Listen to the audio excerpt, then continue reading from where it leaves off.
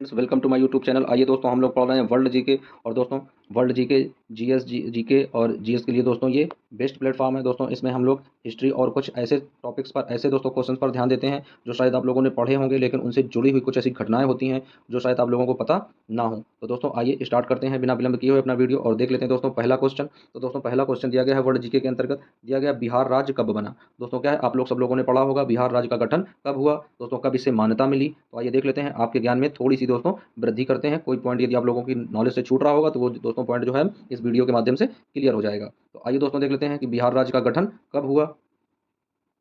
तो दोस्तों बिहार राज्य का गठन हुआ 22 मार्च 1912 में। दोस्तों कब हुआ, 22 मार्च 1912 में बिहार राज्य का गठन हुआ दोस्तों। तो 22 मार्च 1912 में बिहार राज्य का गठन होता है। किसके द्वारा दोस्तों होता है, अंग्रेजों के द्वारा बना था। दोस्तों अंग्रेजों ने सबसे पहले अपना अधिकार किस राज्य में किया था दोस्तों, तो वो है पश्चिम बंगाल। यानी सबसे पहले उन्होंने अपने कब्जे में किसे लिया था, पश्चिम बंगाल में। और दोस्तों बिहार पहले किसका भाग हुआ करता था, पहले ये पश्चिम बंगाल का हिस्सा था। तो दोस्तों अंग्रेजों ने उसके बाद में इसका बंटवारा करके इसे अलग कर दिया गया था। तो वो दोस्तों कब हुआ था, 1912 में, यानी 22 मार्च 1912 में बिहार जो है वो पश्चिम बंगाल से अलग हटकर बना था। और दोस्तों 27 जनवरी, दोस्तों क्या है, 27 जनवरी 1950 को पूर्ण राज्य का इसे दर्जा मिला। दोस्तों यहाँ पर 27 जनवरी की जगह 26 जनवरी होगा, क्या होगा दोस्तों, 26 जनवरी 1950 को पूर्ण राज्य का इसे दर्जा मिला। दोस्तों जब भारत आज़ाद हो गया 15 अगस्त 1947 को, उसके बाद में जब 26 जनवरी 1950 को भारत का गणतंत्र स्थापित हुआ देश में, तो उसी गणतंत्र में दोस्तों जो बिहार राज्य है उसे पूर्ण राज्य का दर्जा मिला था 26 जनवरी 1950 को। और ये बना कब था, 22 मार्च 1912 को। अब आइए देख लेते हैं अगला क्वेश्चन। तो दोस्तों अगला क्वेश्चन दिया गया है कि हिमालय पर्वतारोहण संस्थान की स्थापना कब हुई। दोस्तों यहाँ पर अग्रंडा नहीं लगा, आप लोग इस तरीके से समझ सकते हैं कि यहाँ पर अग्रंडा लगा होगा स्थापना में, यानी हिमालय पर्वतारोहण संस्थान की स्थापना कब हुई। तो आइए दोस्तों देख लेते हैं, क्वेश्चन नंबर दूसरा दिया गया है कि हिमालय पर्वतारोहण की स्थापना कब हुई।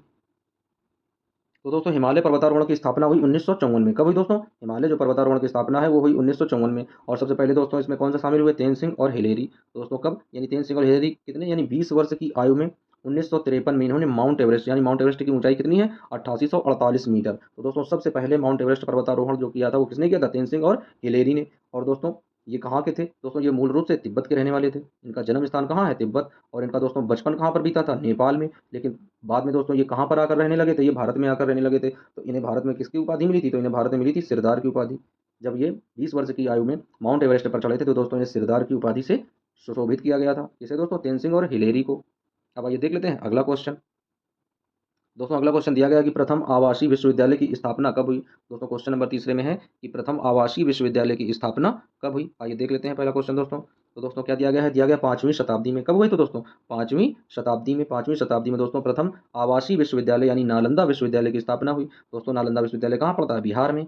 और दोस्तों स्थापना कब हुई थी, यानी 450 से 470 ईसा पूर्व में दोस्तों। और किसने की थी, कुमारगुप्त प्रथम ने दोस्तों की थी। और उसके बाद में दोस्तों पाल जो शासक थे और हर्षवर्धन जो थे उनका भी इन्हें संरक्षण प्राप्त हुआ था। और क्षेत्रफल दोस्तों इसका कितना है, 30 एकड़ भूमि में, यानी ये दोस्तों कितने भूमि में बना है, 30 एकड़ भूमि में नालंदा विश्वविद्यालय उस समय दोस्तों बना हुआ था। दोस्तों नालंदा विश्वविद्यालय के विषय में एक आप लोगों को और जानकारी बता देते हैं कि जिस वक्त पूरे दोस्तों संसार की जब सभ्यताएं जमींदोज हो रही थी, संसार में कहीं पर भी किसी भी प्रकार की कोई सुलभ व्यवस्था नहीं थी दोस्तों पढ़ाई हासिल करने की, पढ़ने के लिए, उस समय दोस्तों जो नालंदा विश्वविद्यालय है वहाँ पर जो एजुकेशन लेवल है दोस्तों वो चरम सीमा पर था। यानी जब पूरे विश्व का दोस्तों जो एजुकेशन लेवल है जब वो जमींदोज हो रहा था, बिल्कुल गर्त हो रहा था, उस समय नालंदा विश्वविद्यालय अपने चरम पर था दोस्तों। अब आइए चलते हैं अगले क्वेश्चन की ओर। दोस्तों अगला क्वेश्चन दिया गया है, कह रहा है नालंदा विश्वविद्यालय की स्थापना, नालंदा विश्वविद्यालय की शिक्षा व्यवस्था क्या थी। तो दोस्तों आइए देख लेते हैं कि नालंदा विश्वविद्यालय जो था उसकी शिक्षा व्यवस्था किस तरह की थी। तो दोस्तों देख लेते हैं नालंदा विश्वविद्यालय में कितने छात्र थे, 10,000 छात्र थे दोस्तों। उस समय नालंदा विश्वविद्यालय में कितने छात्र थे, 10,000 छात्र थे। और 2,000 शिक्षक थे और 1510 आचार्य थे वहाँ पर। दोस्तों कितने छात्र थे, तो वहाँ पर दोस्तों छात्रों की संख्या थी 10,000। और दोस्तों अध्यापक कितने थे, तो 2,000 वहाँ पर अध्यापक पढ़ाते थे। और 1510 जो थे वो आचार्य अध्यापक थे। उस समय दोस्तों क्या जापान का, कोरिया, चीन, तिब्बत, इंडोनेशिया, टर्की से लोग पढ़ने और पढ़ाने आते थे। दोस्तों नालंदा विश्वविद्यालय में बहुत दूर देशों से लोग पढ़ने और पढ़ाने आते थे, जिनमें से देश कौन कौन से शामिल हैं, जापान शामिल है, कोरिया शामिल है, चीन शामिल है, तिब्बत शामिल है, इंडोनेशिया शामिल है, टर्की है दोस्तों। तो इस देशों से लोग पढ़ने और पढ़ाने आते थे दोस्तों। नालंदा विश्वविद्यालय जो है वो बौद्ध धर्म का एक केंद्र बिंदु भी माना जाता है। दोस्तों नालंदा विश्वविद्यालय का किसे केंद्र मानते हैं, यानी बौद्ध धर्म के लिए यह एक केंद्र का कार्य करता था। अब आइए देख लेते हैं अगला क्वेश्चन। तो दोस्तों अगला क्वेश्चन दिया गया है कि किस विदेशी छात्र ने नालंदा विश्वविद्यालय में शिक्षा ग्रहण की और ग्रहण करने के उपरांत वह यहीं पर पढ़ाने लगा, यानी यहीं पर वो क्या है, अध्यापक बन गया। यानी छात्र और अध्यापक दोनों तरह का उसने जीवन यहीं पर जिया है। तो आइए देख लेते हैं किस तरीके से कौन सा वह छात्र था दोस्तों। तो वह दोस्तों छात्र था चीनी यात्री ह्वेनसांग। दोस्तों कौन था? चीनी यात्री ह्वेनसांग सबसे पहले आया था और वह भारत का दोस्तों क्या है, इतिहास पढ़ने आया था। क्या पढ़ने आया था? भारत का इतिहास पढ़ने आया था। तो दोस्तों जब वह भारत आया और उसने भारत के बारे में और भारत के इतिहास के बारे में विचार किया दोस्तों, रिसर्च किया, तो दोस्तों उसने क्या किया, नालंदा विश्वविद्यालय में 1 वर्ष तक क्या किया उसने, नालंदा विश्वविद्यालय में अध्यापन कार्य किया दोस्तों। वहाँ पर उसने पढ़ाई की। उसके बाद में फिर वह वहाँ पर एक प्राचार्य की उपाधि उसे मिली और उसने फिर 1 वर्ष तक वहीं पर पढ़ाना प्रारंभ रखा। तो दोस्तों और ये क्या कह रहा बौद्ध धर्म का प्रमुख केंद्र भी था। यानी जो नालंदा विश्वविद्यालय है वह बौद्ध धर्म का एक प्रमुख केंद्र बिंदु भी था। अब आइए देख लेते हैं अगला क्वेश्चन। तो दोस्तों अगला क्वेश्चन दिया गया है कि नालंदा विश्वविद्यालय किसने नष्ट करवा दिया। दोस्तों नालंदा विश्वविद्यालय जो है उसे किसने नष्ट करवाया, किसने डिस्ट्रॉय करवा दिया पूरी तरीके से। तो अब आइए दोस्तों देख लेते हैं ये 1199 में दोस्तों कब हुआ दोस्तों, नालंदा विश्वविद्यालय का अंत कब हुआ, 1199 में। और किसने किया, बख्तियार खिलजी ने क्या किया दोस्तों, आग लगवा दी। यानी जो नालंदा विश्वविद्यालय है जहाँ पर दोस्तों विश्वविख्यात पुस्तकालय हुआ करता था, उसमें बख्तियार खिलजी ने क्या किया, आग लगवा दी और 12वीं सदी में इसका अंत हो गया। यानी पूरी तरीके से यह जलकर राख हो गया। इसके जो पुस्तकालय थे दोस्तों उन्हें क्या कहते थे, उन्हें धर्मगंज कहा जाता था। यानी नालंदा विश्वविद्यालय के अंदर जो बहुत बड़े बड़े पुस्तकालय, विश्वविख्यात पुस्तकालय हुआ करते थे, उन्हें धर्मगंज के नाम से जानते थे। और दोस्तों बताया जाता है, जो कुछ पुस्तकें हैं इतिहास की उनमें बताया गया है, उनमें ये लेख मिलता है कि नालंदा विश्वविद्यालय में इतना बड़ा दोस्तों पुस्तकालय था कि 3 महीने तक आग जलती रही थी और सभी किताबें पूरी तरीके से, जो वहाँ पर जो उपस्थित थी, जो धर्म ग्रंथ वहाँ पर उपस्थित थे, वो पूरी तरीके से जल नहीं पाए थे। यानी 3 महीने तक आग जलती रही थी दोस्तों नालंदा विश्वविद्यालय में। उसके बाद में दोस्तों क्या हुआ, यानी एपीजे अब्दुल कलाम दोस्तों, तो एपीजे अब्दुल कलाम जो भारत के एक सबसे ज़्यादा पॉपुलर, सबसे ज़्यादा प्रचलित दोस्तों राष्ट्रपति हुए हैं, उनके प्रयासों से यहाँ पर पुनः शिक्षण कार्य प्रारंभ हुआ। तो दोस्तों ये है नालंदा विश्वविद्यालय का इतिहास। अब आइए चलते हैं अगला क्वेश्चन देख लेते हैं।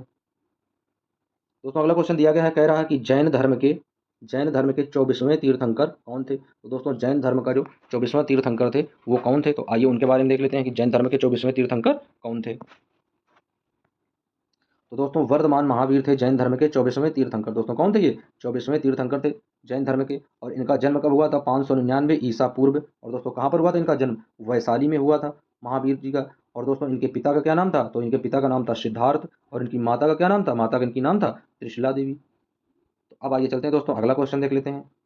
तो फ्रेंड्स अगला क्वेश्चन दिया गया है, कह रहा है कि गौतम बुद्ध का जन्म कब और कहाँ हुआ था। तो दोस्तों आइए देख लेते हैं गौतम बुद्ध का जन्म कब और कहाँ हुआ था। दोस्तों गौतम बुद्ध कौन है, जिन्होंने बुद्ध धर्म की नींव डाली दोस्तों। बुद्ध धर्म के संस्थापक कौन है, गौतम बुद्ध जी हैं। तो अब आइए देख लेते हैं गौतम बुद्ध का जन्म कब और कहाँ पर हुआ था।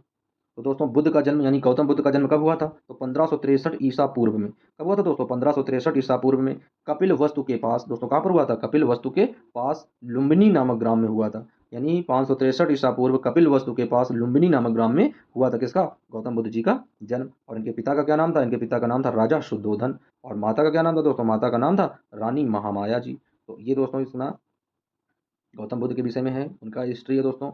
अब आइए देख लेते हैं अगला क्वेश्चन। दोस्तों अगला क्वेश्चन दिया गया है, कह रहा भोपाल दुर्घटना में कौन सी गैस का रिसाव हुआ। दोस्तों जो भोपाल त्रासदी के रूप से जानी जाती है, तो आइए देख लेते हैं भोपाल त्रासदी यानी भोपाल दुर्घटना में कौन सी गैस का रिसाव हुआ। तो दोस्तों समय क्या था, समय था 2 दिसंबर 1984 का। और दोस्तों कहाँ पर है, मध्य प्रदेश के भोपाल में। यानी भोपाल कहाँ पाया जाता है, मध्य प्रदेश में। कौन सी गैस दोस्तों वहाँ से रिसाव हुआ, किस गैस का रिसाव हुआ, तो दोस्तों वो गैस थी मिथाइल आइसोसाइनाइड गैस। और दोस्तों इससे क्या होता है, ये इसका प्रयोग क्या है, तो इससे कीटनाशक बनाया जाता है दोस्तों, कीटनाशक गैस है यह एक। दोस्तों जब यहाँ पर मिथाइल आइसोसाइनाइड गैस ऋषि थी, यहाँ पर उसका रिसाव हुआ था, बहुत बड़ी दोस्तों एक दुर्घटना हुई थी, जिसमें से करीब 3000 लोग मारे गए थे और लगभग 15 दोस्तों लगभग 50 लाख जो लोग थे वो इससे प्रभावित हुए थे। यानी उसका इफेक्ट जो है दोस्तों लगभग कम से कम 5 से 10 लाख लोगों के ऊपर पड़ा था दोस्तों। और मारे कितने गए थे, 3000 लोग मारे गए थे तुरंत। और 5 लाख से अधिक दोस्तों, 5 लाख दिया गया, 5 लाख से अधिक लोग इससे प्रभावित हुए थे। और लगभग 6000 पशु भी मारे गए थे दोस्तों। कितने पशु मारे गए थे, 6000 पशुओं की भी मौत हो गई थी, जो वहाँ के निकटवर्ती समीपवर्ती गाँव में रहते थे। तो दोस्तों 6000 पशुओं की भी मृत्यु हुई थी। इतनी ज़्यादा दोस्तों ये गैस जो है मिथाइल आइसोसाइनाइड कीटनाशक यानी जहरीली गैस है। अब आइए दोस्तों देख लेते हैं अगला क्वेश्चन।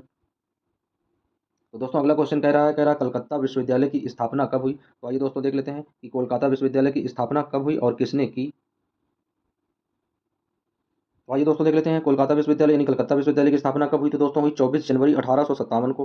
दोस्तों कब हुई, 24 जनवरी 1857 को। और दोस्तों इस विद्यालय से संबंधित कौन कौन से हैं, 151 संबद्ध स्नातक कॉलेज हैं दोस्तों। प्रेजेंट टाइम में यानी वर्तमान में कोलकाता जो विश्वविद्यालय है उससे 151 संबद्ध स्नातक कॉलेज हैं और 16 संस्थान जुड़े हुए हैं। दोस्तों इसकी स्थापना किसने की, दोस्तों इसकी स्थापना की भारत के प्रथम गवर्नर जनरल लॉर्ड केनिन ने। दोस्तों जो कोलकाता विश्वविद्यालय है, कलकत्ता विश्वविद्यालय है, उसकी स्थापना किसने की थी? भारत के प्रथम गवर्नर जनरल लॉर्ड केनी ने कोलकाता विश्वविद्यालय की स्थापना की थी। कब की थी? 24 जनवरी 1857 को। तो दोस्तों इस तरीके से हम लोगों ने 10 क्वेश्चन क्लियर कर लिए हैं। दोस्तों इस तरीके की रोचक और मनोरंजक जानकारी जानने के लिए दोस्तों हमारा चैनल SCC क्लासेस 01 सब्सक्राइब करें। यदि आप लोगों को वीडियो ज़रा भी लग रहे हो कि ये वीडियो आप लोगों के ज्ञान में 5% की भी वृद्धि कर रहे हो, तो दोस्तों वीडियो को लाइक कर दें, हो सके तो वीडियो को सब्सक्राइब कर लें, चैनल को सब्सक्राइब कर लें और वीडियो को शेयर कर लें। मिलते हैं दोस्तों नेक्स्ट वीडियो में, जब तक के लिए दोस्तों आपकी सफलता ही हमारा मुख्य उद्देश्य है। बने रहिए दोस्तों वीडियो और चैनल के साथ में। थैंक यू दोस्तों।